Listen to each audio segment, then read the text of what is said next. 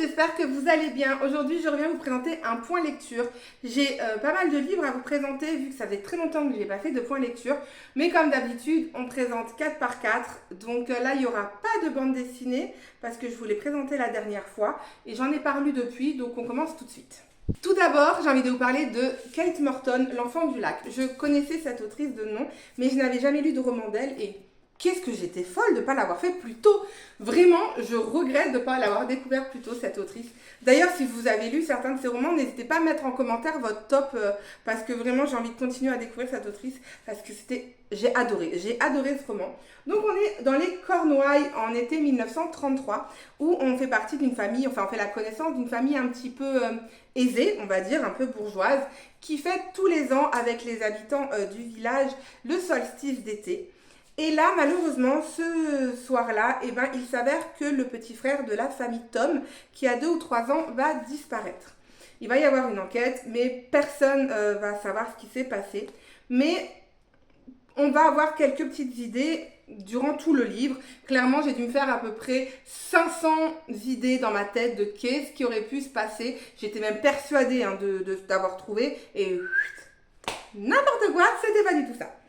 Et entre-temps, on repart 70 ans après, donc début des années 2000, où on fait la connaissance de Alice, qui est une enquêtrice qui va être obligée de prendre des vacances forcées, parce que lors d'une enquête, elle a fait des choses qui n'auraient pas dû se faire, et donc elle a un petit peu été mise à pied, et donc elle va décider de partir dans les Cornouailles chez son grand-père. Et bien évidemment, elle est enquêtrice et elle s'ennuie très vite, et elle va découvrir cette histoire du petit Tom, et elle va décider d'enquêter sur cette histoire, de repartir 70 ans en arrière. Et donc, on va suivre cette enquête, vraiment toute cette histoire avec des flashbacks. Voilà, il va y avoir du présent, du passé. On va s'imaginer des tonnes de choses. On va faire également... elle s'appelle pas du tout Alice, je dis des bêtises. En fait, je suis en train de vous dire Alice, mais elle s'appelle pas Alice. En fait, Alice, c'est la sœur de Tom qui a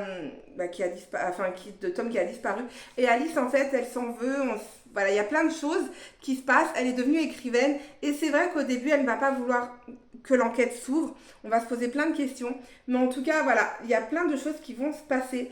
Et j'ai adoré, vraiment j'ai adoré. Et puis en parallèle, on a aussi cette petite enquête du présent où en fait, on veut savoir qu'est-ce qui s'est passé, pourquoi elle a été mise à pied. Et voilà, j'ai passé un très très bon moment de lecture, j'ai adoré. Alors il fait presque 700 pages, si je dis pas de bêtises, oui, 687. Mais je l'ai lu à une vitesse folle parce que, moi qui lis pas des gros pavés, là, clairement, j'ai été prise dans l'histoire et je me suis attachée au personnage, je voulais absolument savoir ce qui était. Il y a des révélations, il y a des... Voilà, non, je suis tombée de ma chaise, quoi. C'était un truc de fou, je m'y attendais absolument pas. Bref, moi, c'est un livre que j'ai adoré et que je vous conseille, mais à 1000%. Ensuite, durant mes vacances à Djerba, j'ai emmené Karma, Amour et Tortilla de Céline Olinsky, qui est le tome 3 de la saga, mais il faut savoir qu'il peut se lire complètement indépendamment, car je me souvenais absolument plus des 2 premiers tomes. Et en fait, ça dérange absolument pas parce qu'on parle pas de ce qui s'est passé dans les autres tomes. Alors oui, on apprend que Camille a perdu son petit ami qui s'appelait Ewen, avec qui elle était pendant plus d'1 an, qu'elle aimait d'une force vraiment que personne ne pourrait imaginer. Elle est en dépression depuis des années, depuis qu'il est décédé, et elle n'arrive pas à s'en remettre. Mais un jour, elle décide de se bouger et de faire un peu le tri dans les affaires de Ewen, vu qu'ils habitaient ensemble. Et elle va tomber sur un petit carnet où il y a en fait les souhaits qu'il aurait voulu faire de son vivant. Et à la fin de ce petit carnet, ou dans ce petit carnet, elle trouve une phrase, une question, retrouver le prénom d'une femme. Et donc le prénom d'une femme, je crois que c'est Julia, mais je ne suis pas sûre. Et donc elle va se dire, mais il me trompe, c'est quoi cette histoire ou appeler Julia, je ne sais plus exactement. Et donc elle va partir à la recherche de cette personne et ça va l'emmener jusqu'au Mexique. Vraiment, c'était vraiment cocasse et drôle. Mais c'était aussi très émouvant parce qu'elle va faire aussi les choses qui étaient marquées dans son carnet, comme sauter à l'élastique, des choses comme ça. Et c'était vraiment beau. J'ai adoré en fait cette histoire. Comme je vous ai dit, c'était touchant, c'était émouvant, c'était drôle, c'était cocasse.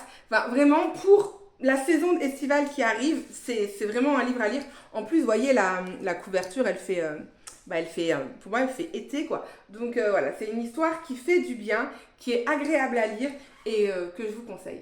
Ensuite, j'ai relu une grosse brique que j'avais également emmenée en vacances. Je me suis dit, comme ça, je suis sûre de les lire. Il s'agit de Les Fabuleuses Femmes du Grand Hôtel. Donc, je vous laisse lire le nom parce que clairement, j'ai pas envie de l'écorcher. Donc, on est à Stockholm dans les années 1901 où on fait la connaissance de Ottilia, voilà, c'est ça, qui en fait est une jeune fille de 19 ans qui a des rêves plein la tête.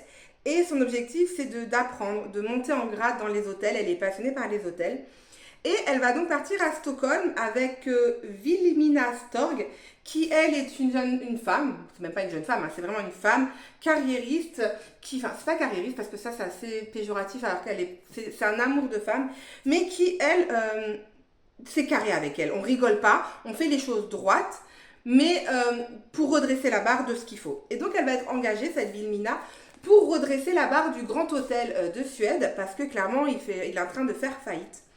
Et on va donc la suivre, elle, avec ses détracteurs, les gens qui ne vont pas croire en elle. Et elle, eh ben, elle va décider de tout faire pour redresser la barre. Et elle ne se laisse absolument pas faire. C'est une femme de caractère, comme j'ai adoré. Et il faut savoir que cette femme a vraiment existé et que cette histoire est tirée de faits réels. Et c'est quelque chose que j'ai beaucoup aimé. Alors bien évidemment, il y a beaucoup de choses romancées. Mais l'histoire de Vilhelmina en elle-même, eh ben, c'est vrai. Et donc on va suivre Ottila, Vilhelmina et plein d'autres femmes dans cette histoire parce qu'il s'avère que, ça s'appelle les femmes voilà, les fabuleuses femmes. Il va y avoir une femme qui se fait frapper, il va y avoir des femmes qui veulent plus que les hommes décident, qui vont commencer à faire les premiers mouvements féministes. Il y a des femmes qui ont un secret qu'elles ne savent même pas en fait qu'elles font partie de ce secret. Il y a voilà plein de choses qui se passent et j'ai trouvé que c'était vraiment bien fait, c'était agréable. J'ai aimé suivre toutes ces femmes. C'était intéressant. Et j'ai aimé aussi voir comment les hommes à l'époque, et peut-être encore maintenant, mais surtout à l'époque, se pensaient au-dessus de tout. Donc, j'ai pas envie de travailler, allez, moi je rentre, c'est bon, je fais grève toutes les 5 minutes. Et en fait, pas ça. Avec Vilhelmina, tu fais grève, tu dégages en fait. Et donc, pour un peu réparer les dégâts faits par les hommes par manque de travail, et elle décide d'embaucher des femmes, ce qui va pas plaire aux hommes. Enfin, il y a tellement de choses qui se passent dans ce roman, je peux pas tout vous dire parce qu'il fait presque 600 pages, mais c'est des histoires de vie, de femmes, de rébellion, en même temps il y a de la douceur parce qu'il va se passer des choses dures et Vilhelmina qui est très droite, et on voit qu'elle a aussi un cœur, on peut être droite et avoir un cœur. Bref, c'était une très belle histoire, moi j'ai beaucoup beaucoup aimé. Alors, pour être sincère avec vous, comme je le fais à chaque fois, il y a certains passages que j'ai trouvé un petit peu plus longs que d'autres et je me suis peut-être un petit peu ennuyée. Mais en soi, ça reste quand même une très bonne lecture que je suis contente d'avoir découvert. Et puis surtout d'avoir découvert cette femme si forte en fait, que je respecte énormément. Maintenant, vu que je la connaissais pas avant, hein, on est d'accord. Ensuite, je vais vous parler de La Ritournelle de nos jours aux éditions L'Archipoche. Donc c'est un roman que j'ai aussi beaucoup aimé. C'est de Marie Joudinot, c'est une autrice que j'affectionne beaucoup et donc c'est pour ça que la maison d'édition m'a envoyé ce roman. Je suis désolée, j'arrive pas avec mes cheveux, mais je sais pas, comme ils sont fins, ils font que ce... Bref, on s'en fout. Donc on fait la connaissance de Sophie en 2006 qui malheureusement traverse un deuil, celui de son père qui était un très grand pianiste très connu. Et lorsqu'elle doit aller chez le notaire, elle découvre en fait qu'elle hérite d'un hôtel sur la Côte d'Azur et elle ne connaissait pas du tout cette histoire. Et donc elle se pose plein de questions. Bien évidemment, elle décide d'aller sur la Côte d'Azur trouver cet hôtel qui est clairement abandonné, qui a brûlé. On ne sait absolument pas ce qui s'est passé. Elle va essayer de comprendre en fait pourquoi cet hôtel en est arrivé là. Lui qui était tellement coté à l'époque dans les années 70, elle va essayer de comprendre. Et bien évidemment, on part aussi dans les années 1973 exactement, où on fait la connaissance de Émile, son papa, où on le découvre de son enfance, tout ce qu'il a dû traverser, et jusqu'à cette histoire d'hôtel, on essaie de comprendre ce qui s'est passé. J'ai trouvé que c'était beau, c'était magnifique. La fin m'a clairement mis sur le cul également parce que je m'y attendais pas du tout. Moi, j'ai adoré vraiment ce roman. J'ai trouvé que c'était émouvant avec ce côté très addictif parce qu'on a envie de savoir en fait qu'est-ce qui s'est passé, pourquoi.